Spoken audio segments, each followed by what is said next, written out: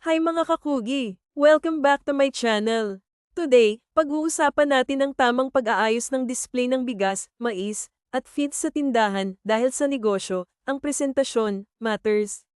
Una sa lahat, dapat presentable ang pagkakadisplay ng bigas at mais. Malinis, pantay ang bags, at hindi bara-bara ang ayos.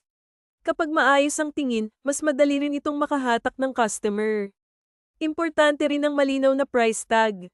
Iwas kalituhan, iwas tanong, mas mabilis ang transaction. Gamitin ang malinaw na sulat o printed labels at siguraduhing updated ang presyo. Pangatlo, ang feeds, dapat hiwalay ang pwesto sa bigas at mais. Bakit? Para hindi magkakaroon ng contamination o paghalo ng amoy.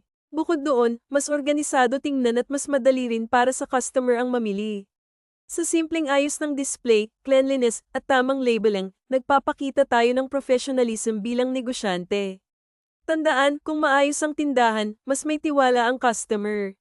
Salamat sa panonood, and don't forget to like, share, and subscribe for more negosyo tips.